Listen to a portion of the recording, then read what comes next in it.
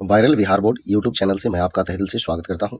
चलिए दोस्तों, आज का वीडियो जो है हिंदी साहित्य से जुड़ा हुआ है, यानी क्लास 10 का हिंदी, और उसमें भी गद्यखंड होता है और काव्यखंड होता है। तो काव्यखंड से पहला चैप्टर जो है, तो चलिए स्टार्ट करते हैं। काव्यखंड हिंदी क्लास 10 के राम नाम बिनु बिरथे जगजन्मा, इस चैप्टर का सब्जेक्टिव क्वेश्चन देखिए। पहला क्वेश्चन क्या है? कवि किसके बिना जगत में यह जन्म व्यर्थ मानता है? तो कवि राम नाम के बिना जगत में यह जन्म जो है व्यर्थ मानता है। राम नाम के बिना व्यतीत होने वाला जीवन केवल विष का भोग करता है। अगला क्वेश्चन, वाणी कब विष के समान हो जाती है? तो जब वाणी में राम का नाम न हो तब वह वाणी विष के समान हो जाती है, और मनुष्य विष ही बोलता है और विष ही खाता है। चलिए क्वेश्चन नंबर तीसरा, नाम कीर्तन के आगे कवि किन कर्मों की व्यर्थता सिद्ध करता है? मतलब कि कीर्तन के आगे क्या सब व्यर्थ है? कवि का मानना है कि दंड कमंडल धारण करना, तीर्थ स्थानों का भ्रमण करना, जटा बढ़ाना, तन में भस्म लगाना, वस्त्रहीन होकर नग्न रूप से में घूमना इत्यादि कर्म ईश्वर प्राप्ति के साधन माने जाते हैं, लेकिन यह सब राम नाम कीर्तन के आगे व्यर्थ है। अगला देखिए, अगला चौथा नंबर क्वेश्चन क्या कह रहा है? प्रथम पद के आधार पर बताएं कि कवि ने अपने युग में धर्म साधना के कैसे कैसे रूप देखे थे। प्रथम पद में कवि ने धर्म साधना के अनेक लोक प्रचलित रूप की चर्चा किया है। तन में भस्म रमाकर साधु वेश धारण करना, तीर्थ भ्रमण करना, दंड कमंडल धारण करना, वस्त्र त्याग करके नग्न रूप में घूमना सब व्यर्थ है। इस पद में इन्हीं रूपों का बखान कवि ने दिया है, यानी किया है। क्वेश्चन, हरि रस से कवि का अभिप्राय क्या है? तो देखिए, कवि राम नाम की महिमा का बखान करते हुए कहते हैं कि भगवान के नाम से बढ़कर अन्य कोई धर्म साधना नहीं है।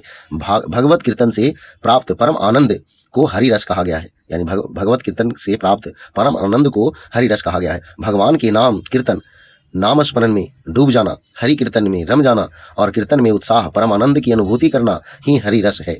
इसी रस का पान से जीव धन्य हो सकता है। चलिए अगला क्वेश्चन है 6 नंबर, कवि की दृष्टि में ब्रह्म का निवास कहाँ है? तो देखिए, जो प्राणी संसारिक विषयों की मोह माया से मुक्त है, जो मान अपमान से परे है, हर्ष शक्ति यानी हर्ष शोक दोनों से जो दूर है, उन प्राणियों में ब्रह्म का निवास होता है या बताया गया है। या फिर काम क्रोध लोभ मोह जिसे नहीं छूते, वैसे प्राणियों में निश्चित ही ब्रह्म का निवास होता है। आगे देखिए 7 नंबर क्वेश्चन। 7 नंबर क्या है? गुरु की कृपा से किस युक्ति की पहचान हो पाती है? कवि कहते हैं ब्रह्म की प्राप्ति के लिए संसारिक माया मोह काम क्रोध लोभ हर्ष शोक से मुक्त रहने पर उसमें ब्रह्म का वास होता है और वह ब्रह्म को प्राप्त कर लेता है। ब्रह्म प्राप्ति गुरु कृपा से ही हो पाती है। गुरु बिना ब्रह्म को पाना कठिन है। चलिए आगे बढ़ते हैं। 8 नंबर क्वेश्चन, 8 नंबर के क नंबर क्वेश्चन, राम नाम बिनु अरूझी मरे, मतलब राम नाम के बिना सब लोग उलझ करके मर रहे हैं। अब देखिए इसको कैसे लिखेंगे, तो इस तरह से व्याख्या कर लेना है। प्रस्तुत पंक्ति हमारी पाठ्य पुस्तक हिंदी साहित्य के महान संत कवि गुरु नानक के द्वारा लिखित राम नाम बिनु बिरथे जगजन्मा शीर्षक से लिया गया है। कवि गुरु नानक ने राम नाम के महत्व मानव जीवन में कितनी है, इसका उजागर सच्चे हृदय से किए हैं। कवि कहते हैं कि राम नाम के बिना जीवन सार्थक कभी नहीं हो सकता, बल्कि सांसारिक कार्यों में उलझकर व्यक्ति जीवन लीला समाप्त कर लेता है। चलिए अब जो है 8 नंबर का ख, कंचन माटी जाने, मतलब जो व्यक्ति कंचन यानी सोना को भी माटी जाने। प्रस्तुत पंक्ति हमारी पाठ्यपुस्तक हिंदी साहित्य के महान संत कवि गुरु नानक के द्वारा लिखित राम नाम बिनु बिरथे जगजन्मा शीर्षक से लिया गया है। इस पंक्ति के माध्यम से कवि कहते हैं कि ब्रह्म को वही प्राप्त कर सकता है जो लोभ मोह ईर्ष्या द्वेष काम क्रोध से परे हो। जो व्यक्ति सोना अर्थात धन को मिट्टी के समान समझे, उस प्राणी में ब्रह्म निवास करता है। क्वेश्चन है, हर्ष शोक ते रहे न्यारो नाही मान अपमाना, मतलब कि जिस व्यक्ति में हर्ष या शोक नहीं हो, इससे जो है कोई मतलब नहीं हो, या फिर उनको मान अपमान से कोई मतलब नहीं हो, इस सबसे दूर हो, उसी में ब्रह्म का निवास होता है। प्रस्तुत पंक्ति हमारी पाठ्यपुस्तक हिंदी साहित्य के महान संत कवि गुरु नानक के द्वारा लिखित राम नाम बिनु बिरथे जगजन्मा शीर्षक से लिया गया है। कवि गुरु नानक कहते हैं कि ब्रह्म के उपासक प्राणी को हर्ष शोक दुख सुख निंदा प्रशंसा मान अपमान से परे रहने वाले प्राणियों में ब्रह्म का निवास होता है। झूठी मान बढ़ाई या निंदा शिकायत की उलझन मनुष्य को ब्रह्म से दूर ले जाती है, इसलिए उदासीन रहकर ब्रह्म की उपासना करना चाहिए।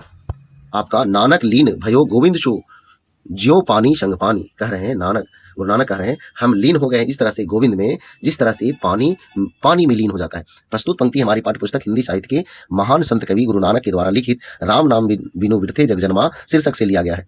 कवि कहना चाहते हैं कि प्राणी को ब्रह्म पाना अंतिम लक्ष्य होना चाहिए। जिस प्रकार पानी एक साथ मिलकर एक समान हो जाता है, उसी प्रकार जीव ब्रह्म में मिलकर ब्रह्ममय हो जाता है और जीवात्मा का परमात्मा से मिलन हो जाता है, अर्थात जीवात्मा परमात्मा बन जाता है। आगे बढ़ते अगला क्वेश्चन है, आधुनिक जीवन में उपासना के प्रचलित रूपों को देखते हुए गुरु नानक के इन पदों की क्या प्रासंगिकता है, अपने शब्दों में विचार करें।